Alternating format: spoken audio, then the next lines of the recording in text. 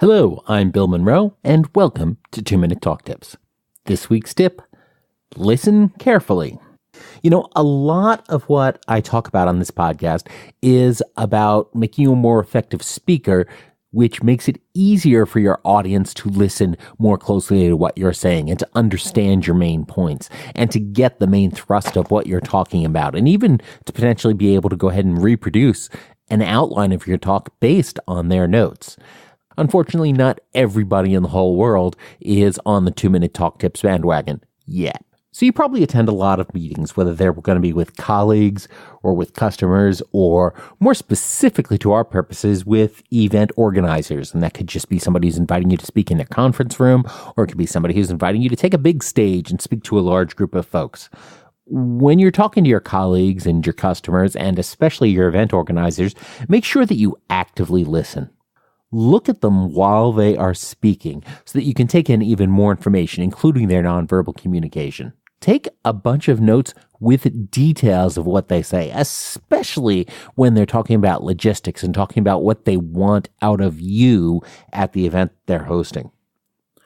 Go ahead and ask them questions to confirm details that you are unclear on, or perhaps even if you are clear on some of those details, go ahead and ask to confirm.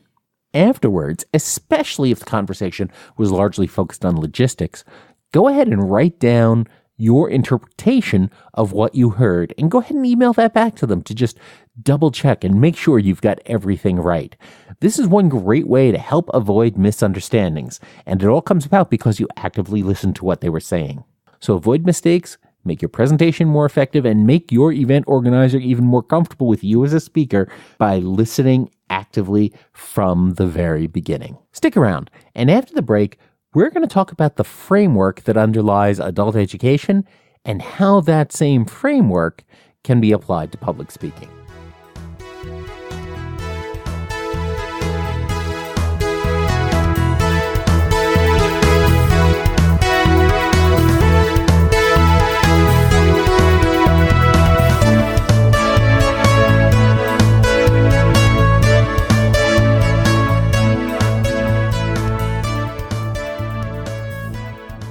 I was recently reading Dorie Clark's book, Stand Out, and it got me thinking about the way different fields that I'm involved in overlap and work together, and some of the commonalities that come out of both of those. Specifically, I'm talking about training, or learning and development, or adult education, or professional development and enrichment, or whatever your organization calls their training department, and, of course, public speaking. Now, of course, there is a lot of overlap between these two fields, and depending on the context, training can be a subset of public speaking, or public speaking activities can be a subset of the training umbrella.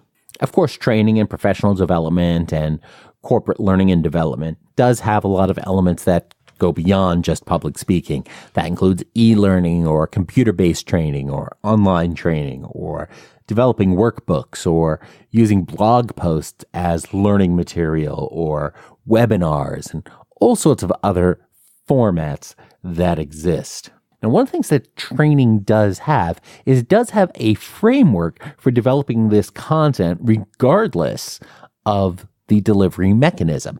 And that framework is called ADDIE, ADDIE. Now, that framework also can apply specifically to public speaking and preparing the talk that you are going to do, regardless of whether or not it is focused specifically on training. And that's what I'm going to talk about today.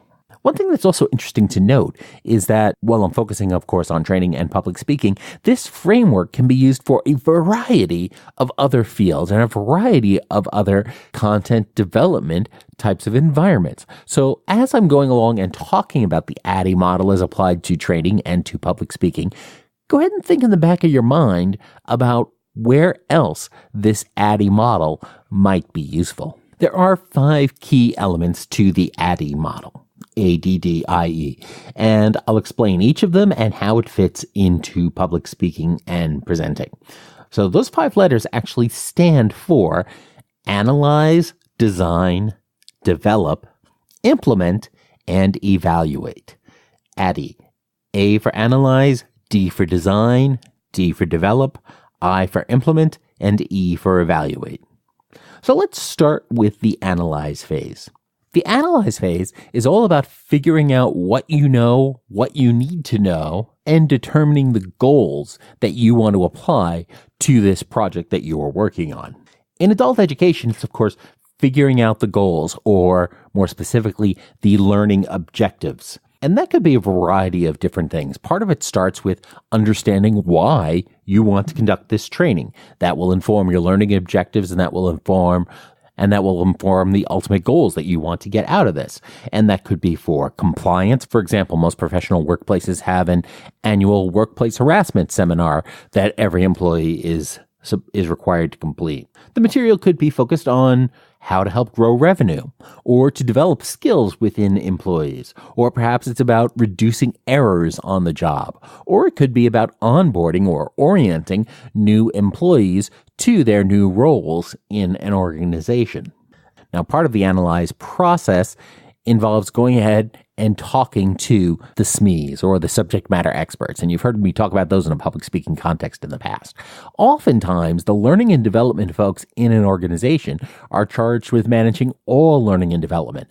That means they may not have specific product knowledge or specific subject matter expertise in the topic they are going to be conducting or arranging training on. So they'll need to branch out and find subject matter experts, whether they're going to be in production, in law, in trademarks, in marketing, in wherever it is in the organization. So they need to find those subject matter experts and bring that information in so they can craft that into training content. Part of that leads to them developing core knowledge of the subject that they're going to be developing the training material based on. There's, of course, an element of brainstorming about this. What do you want the team to know? What do you want the employees to know? What do you want them to be able to do?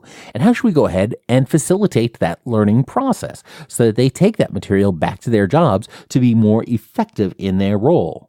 And that brainstorming is not just about the content. It's not just about the various subjects and how you want to break it down. It's also about the activities that you may want your learners to do during a classroom session, especially if it's going to be an all-day session. Or it's about some of the interactions that they're going to do in an online training course module. Another element of the analyze phase is not just about collecting the content and the experts and the learning objectives, but also about understanding the audience that we want to reach out to. Who are those learners? How many of them will there be? Where will this training take place? Will it have to take place online? Will it be in a classroom? Will it be on an actual production floor? What are the roles that these employees and members of the organization have? How much experience do they already have with this material? And of course, another key element of that is the budget. A training manager has to understand the budget they have to work with. And that budget includes everything from the cost to develop the content, the cost to bring on facilitators to teach that content, or the cost to go ahead and create the online training modules. And it can also extend further than that. For example, there is a cost for employees to attend a training course. If nothing else, it's a cost in their labor that they are not dedicating to other aspects of the organization. And those are all costs that have to be considered. Another element is the access to these folks. How easy is it to reach the learners? Is everybody on the same network? Are there a lot of gatekeepers that training departments will have to work through in order to actually get to the end learners? And of course, all of that does feed the format for the training, whether that's going to be virtual instructor-led training, such as a webinar or e-learning, or if it's going to be classroom style, or if it's going to be job shadowing, or if it's going to be a hybrid of all of these different things. All of these different elements go into feeding those learning objectives, and it's important for a training manager to understand how all of this comes together. And that's what the analyze phase is about. It's about collecting all of that information and making some of those early decisions about the big picture stuff that they're going to try to accomplish. And a lot of this is similar to what we do in speaking. So if we apply the analyze phase to public speaking, we'll see that elements of that are very similar. For example, there's still a large brainstorming component. When you're working on your talk, when you're working on your presentation, you don't start by writing out your slides. You start by just collecting as many of your ideas as you possibly can. You talk to your subject matter experts if you don't already have the subject matter expertise. You look at your audience. Who's going to be in your audience? Who's going to be attending the presentation? What do they already know? What are their priorities, and how can you work with those priorities?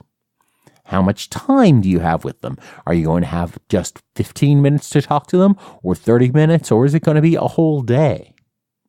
What is the venue going to look like? What sort of operations and logistics concerns are there? Will there be an appropriate sound system? Will you have to travel to the activity? Do you determine the schedule, or is somebody else building the schedule for you? What is your goal for this activity? We talk about the call to action a lot. What do you want these folks to be able to do after your presentation? And why should they care? Why are you bringing that up? What's the WBTU? All of this feeds into the analysis phase. You need to collect all of this information together, start making some of these decisions so that you can then move on to the next phase in building your talk. And the next phase in the ADDIE model is the design phase. And this is all about taking what we learned in the analysis phase and really figuring out what to do with it. When we're talking about training, that means this is where we're going to finalize the format decisions and make those decisions about what tools we are going to use to build out this content. It's about figuring out exactly which of the activities and interactions we brainstormed on earlier we're actually going to go ahead and build into the content. It's about defining the detailed outline of each of the modules that are going to make up this broader piece of training. At the design phase, we may actually storyboard out the learning experience and actually sketch out what slides might look like or what a computer-based training module might look like. We start defining any hashtags we may want to go along with the training. We start to build out the BOM for the training. And BOM means Build of Materials, or BOM.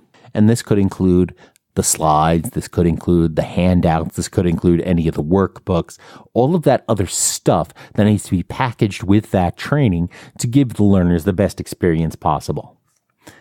And of course, it's building out that detailed outline of what's going to happen. Ultimately, at the end of the design phase, we should have a full plan for how that training content is going to look and how that training process is going to work. At this point, we may also share this back with our subject matter experts or the training sponsors or our management team or really whoever the key stakeholders are in this training activity. Because this is a great time to go ahead and get feedback. Let's make sure that we are all on track and we are all on the same page, because it's a lot easier to change outlines now and to change plans now than it is once we've actually committed to building out the actual content and have actually started to build out the content. Now is the time you want to make any major changes. In public speaking, it's the same way. The design phase may actually be the most important part of the presentation. A lot of your success or failure as a speaker will be determined during the design phase of your talk. At this point, you have to finalize your call to action, your main point. You have to understand what all of this is and put that together and use that to inform everything else that you do in the rest of this talk. What is your point? What are you trying to accomplish? If you don't have that first, you can't really accomplish anything else. You're essentially organizing all those ideas and all that information you pulled together in the analyze phase. You're taking that brainstorming and you're keeping what's going to be really valuable, and you're getting rid of stuff that really isn't going to be as relevant to your point and to the goal of what you want to accomplish. During this design phase, you want to build your outline. So at the end of this, you should have a full outline. And now is the time you can start looking at that outline as you've built it and figure out how you want to change it, how you want to reorganize it, what pieces you're still missing, what pieces you can cut, and what you need to expand on. Lock in your plans for any props or demonstrations or other visual aids that you want to do. Circulate your outline to your stakeholders and your subject matter experts. Again, make sure everybody is on the same page. If somebody needs to make major changes, now is the time to go ahead and make those major changes. Go ahead and determine the look and feel of your slides. Is there a specific template you're supposed to use? Whether that's for a corporate template or whether that's for an event template, now is the time to get all of that stuff locked into place. Now that we know what we're talking about, we have a broad handle on our logistics, we know our main points, and we have these outlines that describe exactly how we're going to achieve those main points or those learning objectives, we can move on to the next phase in the ADDIE model. We're done with design, now let's move to develop. And the develop phase, at first glance, you might think that this is where all of the work is, because now we're going to start building slides. And in fact, a lot of people think of building slides as the first step of developing a presentation, when really it comes down a lot later. Ultimately, the develop phase can be one of the easier ones, because now what we're doing is essentially filling in the blanks. If we did the analyze phase and the design phase well, the develop phase is really just building out that outline that we already had created. The big conceptual work is done, and now it's just details. So in a training context, this is where we would actually build the courseware. We would turn that outline or that storyboard into an e-learning module or into slides that a training facilitator will use during the session. Maybe this is the phase where we'll actually write out that workbook or those handouts that the attendees are going to take with them as they leave. We'll finalize the rules for any training games we're going to want the attendees to participate in, and we'll test out and make sure that the activities that we want them to do actually work and achieve the goals we want them to achieve, and that we as facilitators can go ahead and explain them clearly and simply to our learners. We'll go ahead and validate everything that we've produced against the learning objectives to make sure that they're going to come in place.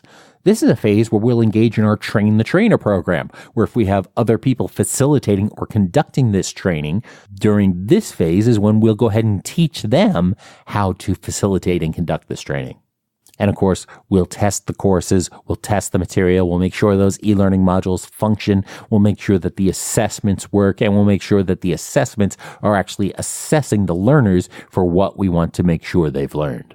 We'll also secure other resources, whether that's going to be rooms, whether that's going to be computers they need, the other trainers we need to bring in, webinar accounts we might need to create or build, and if it's our responsibility, we'll go ahead and invite the learners to the session to make sure that they are there. We'll provide them with any of the pre-work that they're going to need to complete. This is all part of the development process. And of course, the big part of the development process is practicing.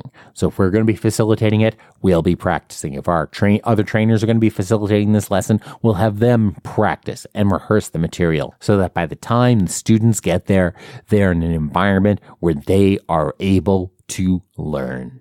In speaking, this phase can be even simpler. In the development phase of your talk, this is where you take your outline and now you can turn it into slides if you're going to go ahead and use slides. Now is when you turn that outline and those details into an actual talk. Now is going to be a good time to memorize your introduction and your conclusion. It's going to be a good time to make sure you have all of the wording that you want to use during your talk down cold. If it's your job to do so, now is when you would invite the audience to your talk. If you're traveling someplace else to do your presentation, now is when you all lock in your travel plans, whether that's going to be your flights and hotels or just the route you're going to take when you drive your car there.